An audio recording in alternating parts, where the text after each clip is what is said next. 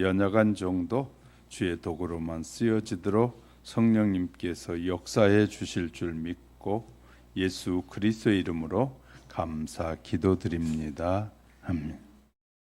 하나님의 약속을 믿고 예수 그리스도 안에서 늘 성령의 인도함을 따라 동행하는 신앙인으로 성장해 가시기를 주님의 이름으로 축복합니다. 여러분은 어떤 동네에 살고 계십니까? 한 청년이 작은 마을에 이사를 오게 됩니다. 그는 자기가 살 마을이 어떤 곳인지 알고 싶어서 한 바퀴 마을을 돌면서 지나가는데 그 정자나무 아래 한 노인이 앉아 쉬고 있는 것을 보게 되자 그 청년이 이렇게 질문했습니다. 이 마을에는 어떤 사람들이 살고 있습니까? 라고 했더니 그 노인이 그 소리를 듣고 자네는 어떤 동네에서 왔는가? 라고 다시 재질문을 하게 됩니다. 청년은 노안빛이 가득한 그 얼굴을 담고 이렇게 대답합니다. 말도 마십시오. 내가 사는 동네는 세상에서 가장 더러운 동네입니다. 미움과 시기와 싸움과 더러움만이 가득한 인간 지옥이었습니다. 그래서 저는 이 마을로 이사를 왔습니다. 그러자 노인은 혀를 끌끌 차면서 안 됐네 청년. 이 마을도 자네가 살다 온 마을 동네 사람처럼 좋지 못한 사람들만 살고 있다네 라고 말해 주었습니다. 얼마 후에 다시 한 청년이 이 마을에 이사 와서 이 마을을 돌아보다가 그 정자나무 아래 노인을 만나게 됩니다. 그 청년도 똑같은 질문을 합니다. 이 마을에는 어떤 사람들이 살고 있습니까? 노인 역시 똑같은 반문을 했습니다. 자네는 어떤 동네에서 살다 왔는가? 이때 청년은 먼 지평선을 건너보면서 이렇게 대답합니다. 할아버지, 그곳은 세상에서 가장 아름다운 동네라고 할 수 있을 것입니다. 서로 사랑하고 아끼고 도와주고 남의 일을 내일같이 해주는 그 동네를 떠나고 싶지 않았지만 직장 때문에 할 수 없이 이곳에 왔습니다. 이 말을 듣는 할아버지는 얼른 일어나서 그 청년의 손을 꼭 잡고 이렇게 말했습니다. 청년, 걱정하지 말게나. 이 동네에도 자네가 살다 온 동네 못지않게 아름다운 동네라네 라고 말해 주었다고 합니다. 예수님께서는 누가복음 17장 21절에서 하나님의 나라는 너희 안에 있느니라 라고 말씀해 주셨습니다. 지금 사는 곳이 지옥처럼 여기는 사람은 어디를 가도 지옥 생활이 계속될 것입니다. 그러나 지금 사는 곳에서 천국을 누리고 사는 사람은 어느 곳에 가서 천국을 이루며 살게 될 것입니다. 지금 환경을 이해할 줄 알고 지금 환경에서 용서하고 사랑하고 감사하는 사람은 천국에 가서도 용서하고 이해하고 사랑하며 감사할 것입니다. 그러므로 내가 누리는 것에 만족하고 감사할 줄 알아야 된다는 말입니다. 먼저 이해하고 먼저 용서하고 먼저 사랑하십시오. 그리하면 주님이 주신 천국을 마음에 간직하고 나의 가정, 나의 직장, 내가 살아가는 사회를 먼저 천국으로 만드는 지혜로 산다면 여러분은 어디에 살든지 천국의 삶을 살게 될 것을 성경은 말씀하고 있습니다. 본문의 뜻은 이웃을 마음과 마음으로 서로 연결하여 상대방의 입장에서 동참하고 공감하여 항상 상대 입장을 생각해 두라라는 말씀입니다. 특히 예수 그리스도를 나의 구주로 고백한 사람은 반드시 이웃에 대해서 이렇게 살 때 하나님이 기뻐하시고 아름다운 삶으로 세상이 변한다라고 말씀하고 있는 것입니다. 감정은 희로애락에 민감하게 반응하는 정서이기에 사람은 누구나 자신을 괴롭히고 자신에게 불이익을 초래하는 증오를 보게 되면 증오하고 분노하기 마련입니다. 즉 내가 비록 슬플지라도 즐거워하는 자를 만나면 같이 즐거워하고 그의 즐거움은 더해지게 될 것입니다. 내가 좀 기분이 좋아도 즐거운 일이 있어도 상대방이 울고 있으면 그와 함께 울어주고 그 고통을 나누어주면 그 고통은 적어지게 될 것입니다. 이는 지혜롭고 선한 신앙인의 모습으로 이러한 사람이 있으면 항상 기쁨은 배가 되고 슬픔은 절반으로 감수하는 삶이 살 수 있을 것입니다. 그러나 사실 우리는 이러한 삶에 익숙하지 못합니다. 왜 그럴까요? 어떻게 해야 이런 일들을 극복할 수 있을까요? 바로 이런 인간의 일상적인 마음가짐을 초월할 수 있어야 아름다운 성도가 되고 하나님이 기뻐하는 삶을 살 수 있다고 말씀하고 있어요. 그래서 오늘은 바울을 통해서 들려주신 하나님의 말씀이 참다운 신실한 성도는 과연 어떤 마음을 가진 사람들일까를 살펴가는 시간에 저와 여러분 속에 더 큰 은혜로 역사해 주시기를 주님의 이름으로 축복합니다. 첫째, 신실한 믿음을 위해서 첫째는 하나님과 화목해야 된다는 것입니다. 인간의 죄는 하나님과 우리 사이를 원수가 되게 만들었고 담으로 막아버렸습니다. 예수님께서 우리의 죄를 대신하여 십자가에 못 박히심으로 말미암아 하나님과 우리 사이에 막힌 담을 헐어 놓으신 것이에요. 예수님께서 십자가 위에서 운명하실 때 대성전에 지성소와 성소를 가로막았던 휘장이 위에서 아래로 찢어진 것은 하나님과 우리의 사이에 막혀있던 담이 헐어진 것을 의미한다라고 설명하고 있습니다. 그러면 이제 누구든지 자기의 죄를 회개하고 십자가를 붙들고 나올 때 하나님께서 다 용서하신다는 말입니다. 이사야 선지자를 통해서 이사야 1장 18절에 보면 여호와께서 말씀하시되 오라 우리가 서로 변론하자 너희 죄가 주홍같이 붉을지라도 양털같이 희어질 것이요 진홍같이 붉을지라도 양털같이 희어지게 될 것이다 라고 말씀하셨어요. 또한 이사야 59장 1절 2절에서 여호와의 손이 짧아 구원치 못하심도 아니요 귀가 둔하여 듣지 못하심도 아니라 오직 너희의 죄악이 너희와 너희 하나님 사이를 내었고 너희 죄가 그 얼굴을 가려서 너희를 듣지 않게 하려 함이라. 너희가 하나님을 만나지 못하게 하는 것은 우리와 하나님 사이의 죄가 하나님과 우리 사이를 갈라놓고 있다.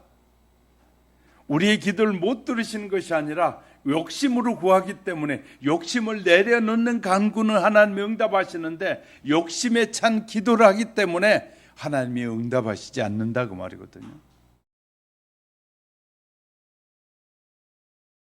오늘도 하나님께서는 죄인들을 향해서 가장 이 말씀을 깨닫기를 원하시고 죄인들을 향해서 들려주시기를 원하시는 말씀이에요. 우리가 세상을 살아가는 데는 늘 우리에게 하나님께서 필요한 은혜를 다 부어주시기 때문에 우리가 사는 데 필요한 모든 것은 하나님이 다 부어주셨어요. 여러분 오늘 굶고 오신 분 한 분도 없잖아요. 그러면 뭐가 중요하냐면 이제는 관계가 중요하다라고 말하고 있어요. 본문 18절에서 할 수 있거든 너희로선 모든 사람으로 더불어 평화하라. 평화하라. 이런 말씀을 주셨어요. 예수 그리스도의 십자가의 복음은 모든 사람과 화해의 복음이에요. 화해의 복음. 즉 예수님께서 십자가를 지신 것은 하나님과 인간 사이를 가로막는 화목을 깨는, 모든 사람과 사람 사이를 가로막는, 화목하지 못하게 하는 모든 관계를 깨는 담을 허시기 위해서 십자가에 죽으셨다라고 성경을 통해 우리에게 알려주고 계십니다. 그러므로 그러한 복음을 믿고 따르는 성도들은 더욱 화목하는 일을, 도모하는 일을 힘써야 된다는 거예요. 바울을 통해서 성도들에게 권면하기를 에베소 2장 13절에서 이제는 전에 멀리 있던 너희가 그리스도 예수 안에서 그리스도의 피로 가까워졌느니라, 이렇게 말씀하셨어요. 그뿐만 아니라 골로새 성도들에게 쓴 서신에 보면 1장 20절에 그의 십자가의 피로 화평을 이루사 만물 곧 땅에 있는 것들이나 하늘에 있는 것들을 그로 말미암아 자기와 화목케 하기 되기를 기뻐하신다. 화목케 하시려고 하나님께서 그 아들을 보내서 십자가에 죽게 하셨다라고 말씀하고 계셔요. 그렇습니다. 예수님께서 십자가를 지신 이유는 하나님과 우리 사이에 원수가 되어 있는 막힌 담을 헐고 화목하기 위해서 십자가를 지셨다. 그러면 우리는 자신의 죄를 십자가 앞에 내려놓고 보혈의 공로로 사함을 받을 때 하나님과 화목해질 수 있다는 거예요. 만약 우리가 하나님과 화목하지 않으면 영원한 지옥불의 형벌을 면하지 못하지만 누구든지 꼭 하나님과 화목해야 된다는 거예요. 그러니까 하나님과 화목하지 않으면 안 된다는 거예요. 그래서 첫 번째는 하나님과 화목해야 된다. 우리 많은 사람들이, 신자들이 나는 하나님과 화목하다는 거예요. 자기 생각대로 화목하다는 거예요. 하나님 화목을 위해서 말씀하시는 것을 묵상하지 않고 그냥 내가 이만큼 해줬으면 하나님이 화목해야지, 이렇게 한다면 매우 교만한 사람들이거든. 많은 신자들 중에서 내가 교회에 나와줬으니까, 이만큼 해줬으니까, 내가 이만큼 하나님 앞에 헌신했으니까, 드렸으니까 하나님 그냥 나와 화목해야지, 그렇게 이 자기 생각으로 이 신앙생활하는 사람이 너무너무 많은 거예요. 하나님이 그러면 이 십자가를 지시기까지 당신의 아들을 내어주면서 하신 말씀이 그는 뭘 말하고 있는지에 대해서 묵상하고 하나님이 어떻게 내가 살길 원하시는지에 대한 생각은 하지 않고 내 생각대로 내가 판단해가지고 이 정도 했으면 그건 세상적인 방법이에요. 하나님의 방법은 화목케 하기 위해서 이렇게 했으니 너희는 이렇게 살아라고 말씀하시는데 나는 그렇게 살지 않으면서 하나님 내가 이만큼 믿어줬어요. 그건 자기 공로를 말하는 거예요. 이게 매우 신앙이 성장하고 성숙하기 위해서는 달라져야 됩니다. 우리가 이런 걸 우리가 잘 모르기 때문에 성장이 멈추고 더 이상 성장하지 않는 경우가 너무 많습니다.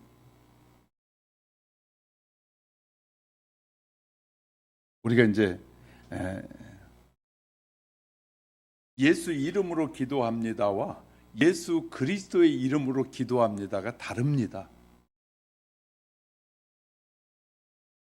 예수님의 이름으로 기도합니다가 아니라 이 더 깊은 의미 속에 들어가면 예수 그리스도의 이름으로 기도해야 되는.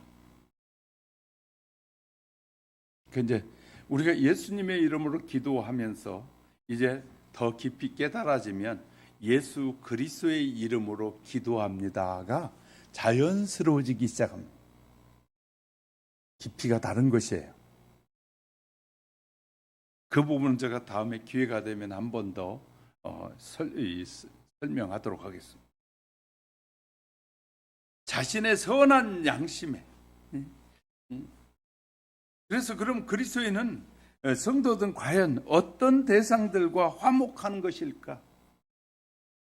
첫째는요, 성도는 자신의 선한 양심과 화목해야 돼요. 선한 양심과 화목. 이 말이 무슨 뜻이냐? 사람은 자신의 양심과 화목을 이루지 못하면 그 마음속에 늘 평화가 없어서 마음이 갈리고 이 정신이 분열됩니다. 많은 정신 분열이 오는 이유는 하나님과 화평하지 않기 때문일 수도 있습니다. 하나님께서 우리를 구원하실 때 먼저 성령의 빛으로 양심을 깨워서 죄를 깨닫게 하시고 그 후에 십자가의 보혈로 죄의 사함을 받는 확신을 주셔요. 그냥 일반적인 수준이 아니라 조금 높여가지고 지금 설교를 하고 있는 거예요.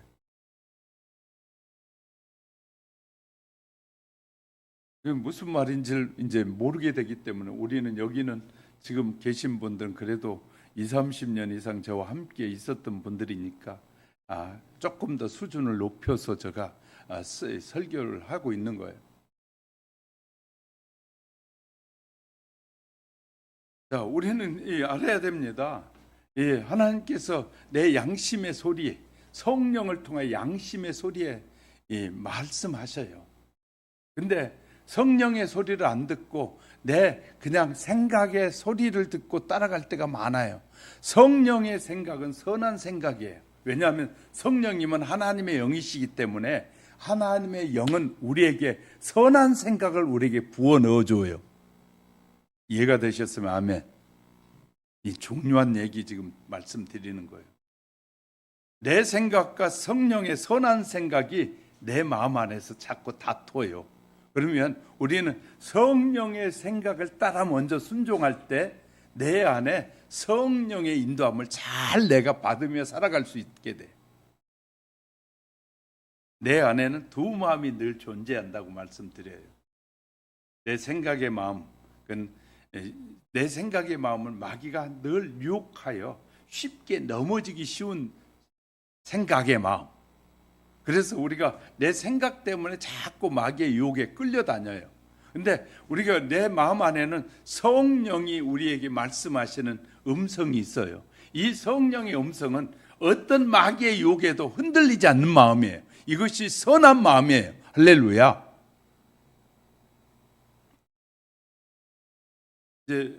우리가 이런 설교를 하려면 좀 오래 설교를 듣는 분들이 이해가 되는 거고요. 성경을 잘 안 읽고 그러면 이런 설교의 내용들이 이해가 좀 어려워요. 그래서 그냥 평이한 설교를 할 때가 많거든요. 우린 성령을 힘입어 깨닫게 되는 선한 양심과 화목해야 돼요. 화목한다 말은 선한 양심에 자꾸 친해져야 된다는 거예요. 그리고 언제나 영적인 길, 생명의 길로 나아가려면 성령의 뜻을 쫓아 양심의 소리, 성령이 말하는 양심의 소리를 잘 들어야 해요. 하나님께서 양심을 통해서 말씀하실 때가 많아요. 성령님께서 마음에 떠오르시면, 성령님의 생각이 떠오르시면 먼저 양심을 깨우고, 성령님은 우리의 양심을 깨우고 그러니까 하나님의 음성을 들을 수 있게 만들어 주셔요. 성령님. 히브리서 기자를 통해서 이렇게 말씀하셔요. 히브리서 9장 14절에 하물며 영원하신 성령으로 말미암아 흠 없는 자기를 하나님께 드린 그리스도의 피가 어찌 너희 양심으로 죽은 행실에서 깨끗하게 하고 살아계신 하나님을 섬기게 못하겠느냐. 다시 말해 성령의 생각을 따라가면 하나님을 잘 섬기게 된다는 거예요. 그러나 내 양심을 따라 살면, 내 생각을 따라 살면 이 하나님을 잘 섬기지 못하게 한다는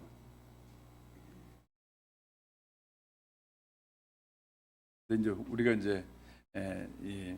조금 더 영적으로 민감해지면 죄 부분도 더 세밀하게 하나님께서 우리를 터치해 주셔요.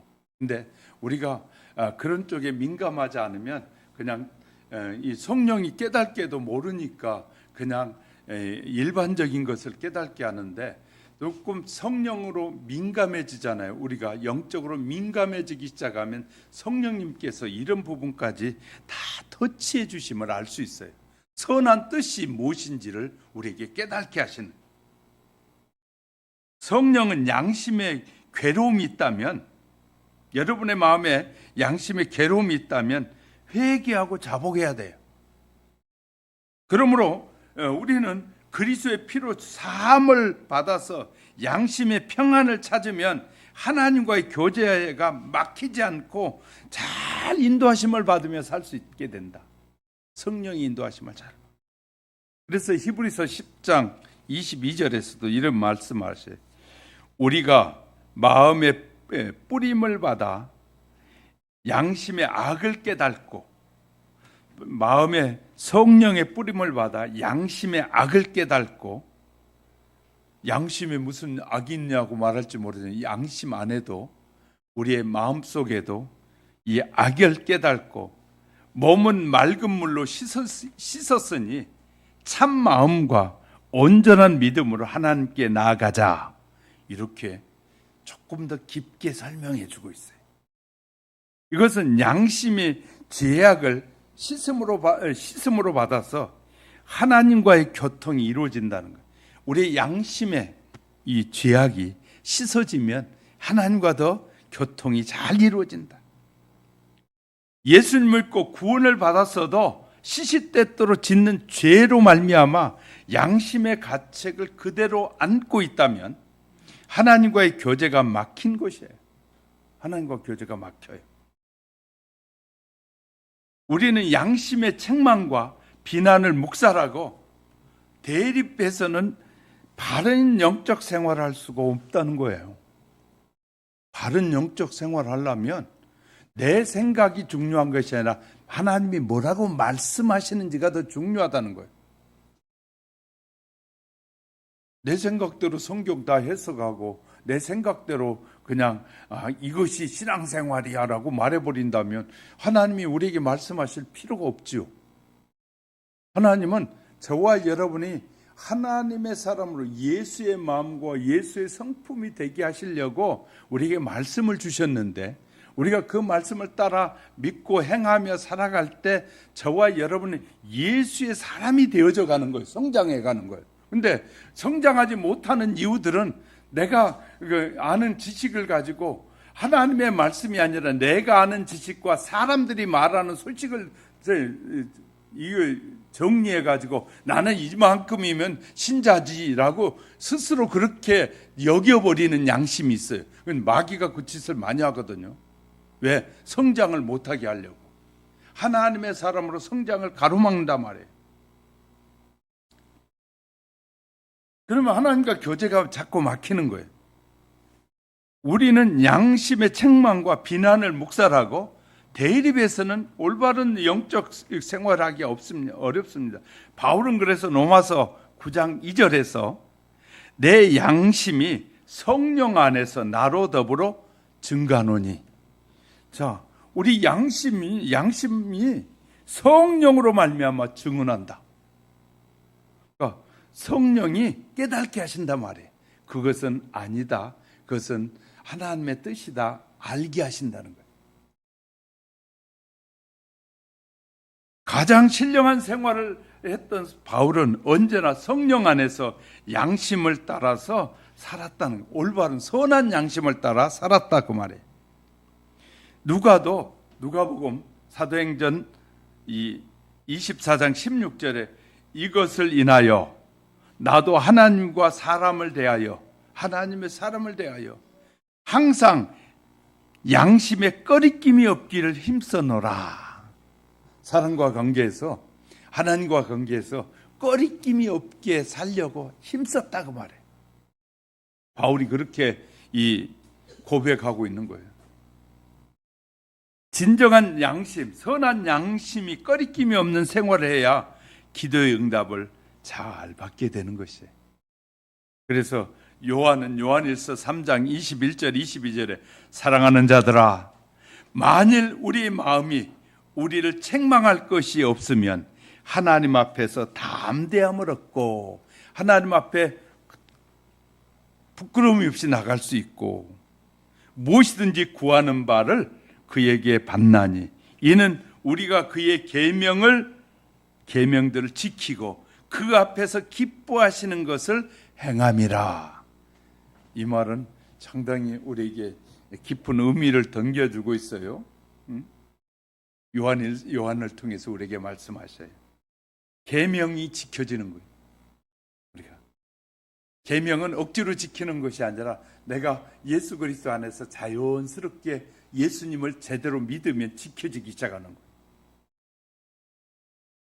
그래서 그 안에서 행하는 것이 늘 기뻐진다. 그런 거로 하나님 앞에서 나올 때 양심에 꺼리낌이 있으면 즉시로 자복하고 회개함으로써 양심과 자아가 화목함이 지속돼야 돼. 화목함이 계속돼야 돼. 자아와 양심의 갈등 속에 살아간다면 그는 하나님과의 화목을 이룰 수 없다는 사실을 깨닫게 되시기를 주님의 이름으로 축복합니다. 두 번째는 좋은 믿음의 신앙은 달라야 화목해질 수 있다. 그래서 오늘 본문 14절을 볼게요. 너희를 핍박하는 자를 축복하고 저주하지 말라. 하나님께서 바울을 통해서 핍박하는 자를 축복하라고 강한 어조로 권면하고 있습니다. 하나님께서 주신 풍성한 은혜가 아니고는 참으로 실천하기 어려운 말씀이에요. 그러나 우리에게는 큰 희망이 있습니다. 예수님께서 마태복음 19장 26절에 보니까 예수께서 저희를 보내시며 가라사대 사람으로는 할 수 없으되 하나님으로는 다 할 수 있느니라. 성령으로는 할 수 있다는 거예요. 그러니까 성령의 말에 우리가 순종하고 살면 우리가 할 수 있다는 거예요. 그래서 미워. 도대체 용서가 안 돼. 그런데 성령님께서 사랑하는 딸아, 사랑하는 아들아, 그를 용서해라. 그를 불쌍히 여기라 그럴 때 그의 말에 따라 하나님 그를 용서합니다. 그를 불쌍히 여기고 살겠습니다 하고 우리가 올바른 고백을 하면 성령님께서 우리에게 그 일에 순종하는 자에게 그렇게 살아갈 수 있는 힘을 주신다는 거예요. 할렐루야. 많은 사람들이 우리가 상처받고 살 수 있어요. 믿는 사람에게도 상처를 받고 믿지 않는 사람들에게도 상처를 받아요. 그런데 상처받은 이유가 내 생각 때문에 상처를 받는 경우가 많아요. 왜냐하면 보세요. 저 사람과 내가 다른 환경에서 자라잖아요. 성장하잖아요. 그는 그럴 수밖에 없는 환경이 있을 거예요. 그리고 나는 이럴 수밖에 없는 환경이 있어요. 근데 내 생각으로만 저 사람이 저랬어? 어떻게 그럴 수 있어? 하는 순간에 내 마음에 상처가 되는 거예요. 근데 저 사람이 왜 그런 결정을 했을까? 조금만 더 깊이 생각해 보면 돼. 왜 저 사람이 정말 그 일을 나한테 저런 일을 했을까? 어떻게 저 사람 나에게 그런 말을 했을까? 조금만 더 생각해 보면 그럴 이유가 있는 거예요. 그러면 우리가 달라지기 시작하는 거예요. 내 생각으로만 내가 어떻게 했는데 네가 그럴 수 있어 라는 생각을 하게 되면 내가 상처가 커져. 그런데 내가 그리스도의 성령님의 소리를 들으니까 성령님이 이렇게 말씀하셔요. 그에게도 그럴 수밖에 없는 이유가 있단다 라고 했을 때 그런 이유가 있다면 내가 그를 이해해야지 하고 수용하는 순간에 미움과 원망이 줄어들기 시작한. 아멘을 안 하시네요. 계속 미워하시려고요? 계속 미워하시면. 그리고 또 이왕 나온 김에 또 한 가지 더 얘기하면요. 똑같은 일을 옛날에 있었던 잘못을 자꾸 반복해서 말하는 것은 내가 용서하지 않았다고 말하는 것과 똑같은 겁니다. 용서는 절 보세요. 용서는 따라해 보세요. 용서는 잊어버리는 것이다. 많은 사람들이 이제 부모가 돼서 자녀를 길러보면 아이들이 잘못할 때가 참 많아요. 근데 잘못할 때마다 때리기 시작하면 후려치면 아마 살아있을 아이가 하나도 없어요. 근데 뭐 하냐면요. 잘못할 때만 용서를 해줘. 잊어버리는 거예요. 그러니까 어른이 커도 안 미움이 없어지는 거예요. 이해가 되셨어요? 자, 아이들이 잘할 때 잘못한 일이 한두 개 아니잖아요. 부부 사이에도 마찬가지다. 좋은 가정이 되려면 아내와 남편의 잘못들을 자꾸 잘못했다고 또 자꾸 드러내면 힘들어. 서로가 뭐 해야 되냐면 자꾸 잊어버려줘야 돼. 어제 했어도 또 잊어버리는 거예요. 잊어버리라는 건 절대 아멘 안 하시네. 자꾸 말하고 싶은가 봐요. 어제의 잘못, 우리는 살다 보면 나도 실수를 많이 하고 살잖아요. 응? 나도 말로도 실수하고 행동으로도 실수하고 생각으로도 실수할 때 많잖아요. 근데 상대방은 실수 안 하기를 원하는 것은 상대방은 완전하고 나는 실수해도 된다. 이건 굉장히 잘못된 생각이거든요. 나도 실수가 많아. 그러니까 사람은 누구나 실수를 많이 해. 그러니까 우리는 상대방의 실수들을 자꾸 잊어버려야 행복해진다. 할렐루야. 아멘. 그래서 상대방의 허물을 자꾸 덮어주는 거예요. 왜? 나도 실수 많으니까. 그래서 예수님은 이렇게 말씀해요. 주기도문을 통해서 이렇게 우리에게 가르쳐 주셨어요. 너희가 나로부터 하나님으로부터 용서함을 받은 너희가 다른 사람의 허물을 용서하지 않으면 나도 너희의 죄를 용서하지 않겠다. 주기도문 늘 그게 주기도문이에요. 그죠? 그래서 내가 저 사람 나에게 잘못한 걸 용서해 준 것 같이 나의 죄를 용서해 주옵소서라고 기도해라. 주님이 가르친 기도예요. 그러니까 우리는 다른 사람의 허물을 자꾸 용서를 많이 해줘야 돼. 이제 그게 왜냐하면 그러면 왜 다른 사람이 실수를 많이 하게 되냐면 남을 가르치려고 하고 그러는 사랑이 너무 많아서 그럴 때가 사랑이 없어서 그러기도 하고 사랑이 많아서 특히 이제 이 부모들은 자녀에 대한 꿈이 너무 많은 사람들이 많아요. 자기 욕심의 꿈이 많아. 그러니까 이제 우리는 자녀들 기를 때 내 욕심을 자녀들에게 부여하면 자녀들이 무지무진장 부담이 돼. 힘들어. 나는 이렇게 컸으니까 너는 절대 이러면 안 된다 그러면 안 돼요. 나는 이렇게 컸지만 하나님이 너에게 주신 은혜를 따라 살아가기 원한다라고 해줘야 되는데 내가 이렇게 했으니까 너는 이래야 돼 하고 딱 정해놔버려요. 그러면 자녀들이 너무너무 힘들어. 제가 늘 기도하는 아이들이 3명을 놓고 늘 제가 이렇게 기도했어요. 하나님, 저는 아이들이 성년이 될 때까지 잘 기를 테니까 그 다음에는 하나님이 알아서 쓰세요. 제가 이렇게 기도했어요. 왜냐하면 많은 사람들이 자녀를 하나 놔놓고 대통령이 되기를 원하고 법무부 장관이 되기를 원하고 안 돼! 그거 만들라고 그런 하나님이 그런 은혜를 안 줬는데 그거 만들라고 끌고 다니다 보면 아이들은 너무너무 힘들어지는 거예요. 하나님이 세상에 사람을 보내실 때는 성경이 이렇게 다 가르쳐준 내용이잖아요. 사람이 보내실 때는 세상에 보낼 때는 하나님의 뜻에 의해서 사람을 세상에 보내신다는 거예요. 근데 우리는 내 욕심을 따라서 내가 낫다라고 생각하는 거예요. 왠지 이제 내가 낫다라고 생각하니까 욕심이 생기는 거예요. 하나님이 보내셨다라는 생각을 갖기 시작하면 달라지는 주체가 내가 아니라 하나님이 되잖아요. 그러면 내가 함부로 할 수 없는 사람이 되는 거예요. 이해가 되셨어요? 그래, 하나님이 저에게 준 은사대로 저에게 준 사명대로 잘 길러서 하나님 앞에 아름답게 쓰여지기 원합니다 라는 고백이 내가 볼 때는 성경적인 고백이라고 봐요. 여러분도 늘 그렇게 고백되어지길 주의 이름으로 축복합니다. 남편을 만나고 아내를 만나고 남편이 이런 사람 되기 원하고 아내가 이런 사람이 되기 원하고 이런 욕심들을 부리면 늘 싸울 수밖에 없어요.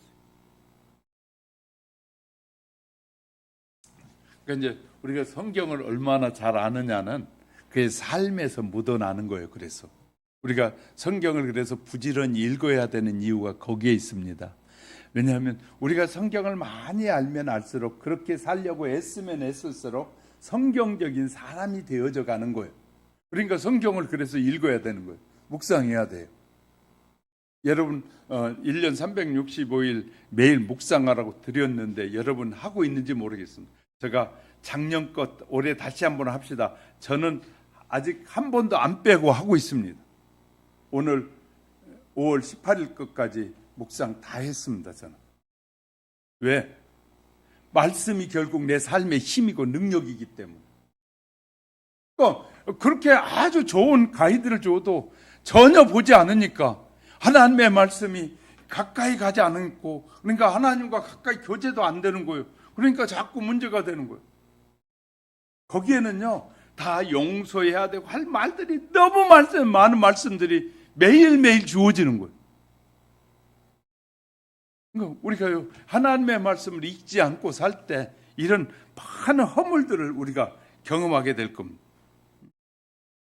자, 우리는요 예수님께서는 저희에게 하셨을 때 사람으로는 할 수 없어, 하나님이 한다. 근데 우리는 그러면 하나님의 자녀가 된 저와 여러분이 할 수 있는 일이 무엇일까? 그러면 내가 이렇게 설명하면, 목사님 그는 성령 인도하심 따라 그냥 나의 의견은 없고 그냥 하나님의 뜻대로만 사는 건가요? 그러면 내가 없잖아요. 머리가 빨리 돌아가는 사람 그런 얘기를 해요. 그럼 성도들이 어떻게 할 수 있을까요? 어떻게 축복할 수 있을까요? 다른 사람을 저주하지 말고 축복하라고 하는데, 첫 번째는요 기도로 축복해 줄 수 있다는 거예요. 기도로. 부족한 사람이 보이잖아요.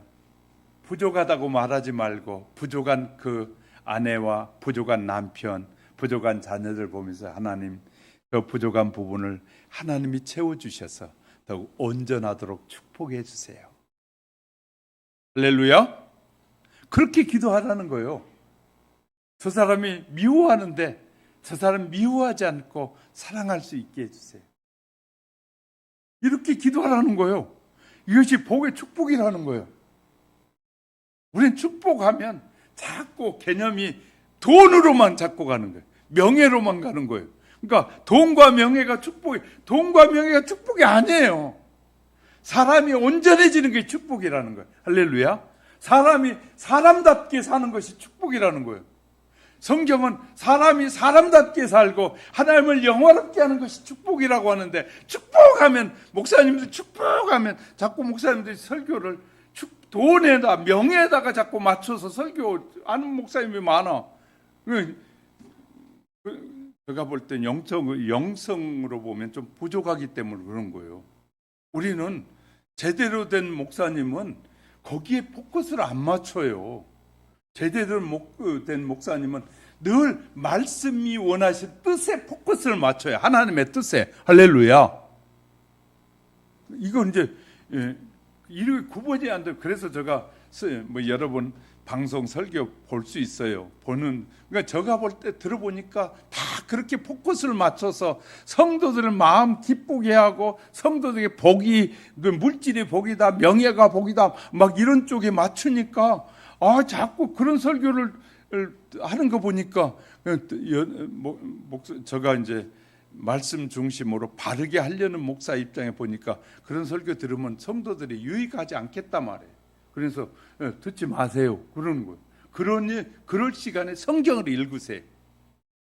방송 설교 듣는. 그러니까 방송에 그런 설교를 통해서 자꾸 우리가 내가 한 일을 저분이 잘했다라고 해주길 자꾸 기대하는 거예요.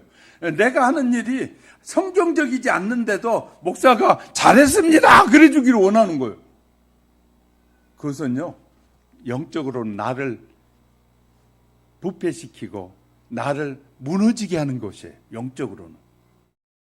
영적으로는요 저와 여러분이 더 회개하고 더 철저하게 말씀대로 살지 못한 이유가 무엇인지를 찾아서 선한 뜻을 따라 살려고 하는 것이 말씀 중심이에요. 내 중심, 내가 하고 싶은 일 하고 내가 누리고 싶은 거 누리고 내가 그냥 하는 거, 이것이 복이 아니라 하나님이 원하시는 선한, 내가 하는 것은 내 욕심을 따라 하는 거거든요. 근데 하나님이 기뻐하시는 것은 모든 사람을 다 소중히 여겨 존중히 여기는 하나님의 뜻이에요.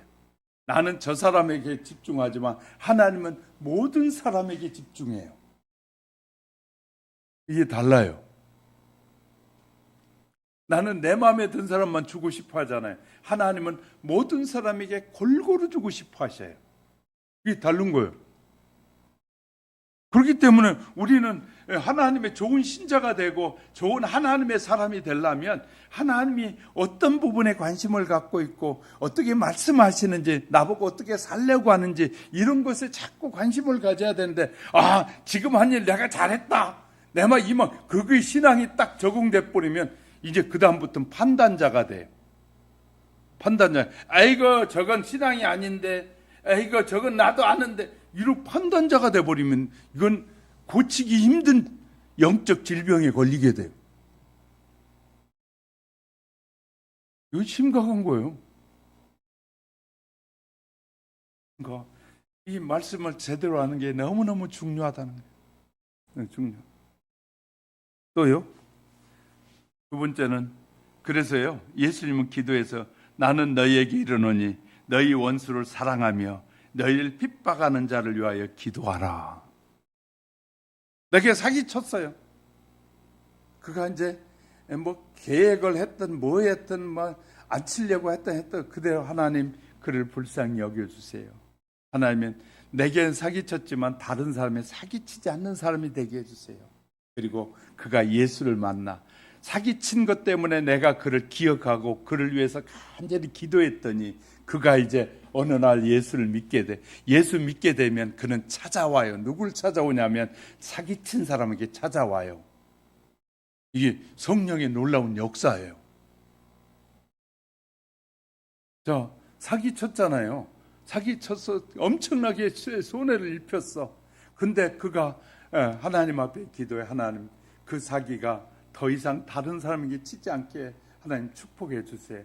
그가 일어서서 이제 바른 삶을 살 수 있도록 주님이 그를 만나 주세요. 그를 축복해 주세요. 그렇게 빌었더니 그가 어느 날 예수님을 만났는데 성령님이 그에게 생각나게 하는 거예요.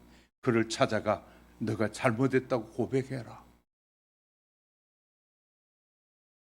다만 그를 위해 기도했을 뿐인데 그가 예수를 만나고 난 다음에 찾아와서 미안하다고 사과를 해요. 놀라운 능력 아니겠어요? 그렇게 축복하라는 거예요. 기도하라는 거예요. 간곡한 말로 위로할 수 있어야 합니다. 형제에게 몹시 미움과 핍박을 받았던 요셉은 어떤 마음을 가졌을까요? 그는 핍박하는 자들을 핍박하는 것을 하나님의 섭리로 여겼어요. 하나님의 뜻이 있어서 그렇게 하셨지. 요셉이 11명의 형들이 요셉을 죽이려고 했잖아요. 그리고 구덩이, 물이 없는 구덩이에 던졌다가 유다가 우리가 형제를 죽이면 되겠느냐 그랬더니 구덩이에 던졌어요. 구덩이에 던져 넣는데 가만히 보니까 애굽으로 내려가는 장사꾼들이 있는 거예요. 지나가는 장사꾼. 그냥 팔아버리자. 죽이지 말고 저기다 그냥 놔두면 죽을 거니까 그냥 팔아버리자. 팔았어요. 근데 요셉은 자기를 아버지의 그 사랑을 받는 아버지의 품에서 끊어내가지고 완전히 애굽에 그냥 종이 되도록 팔아버린 그 형제들에게 대해서 얼마나 큰 원망과 불평과 미움이 있겠어요. 근데 그는 미워하지 않았다는 거예요. 미워하지 않을 때 하나님이 그를 큰 사람으로 쓰셔요. 여러분 마음속에 미워하는 감정과 불평과 원망하는 감정들이 사라지게 될 때 하나님이 여러분을 귀하게 쓰실 거예요. 할렐루야. 성경이 이런 걸 가르쳐 주는 거예요. 왜냐하면 그런 마음이 사라지는 사람은 하나님의 사람이기 때문에. 할렐루야. 하나님이 기뻐하는 일에 아름답게 쓰시는 거예요.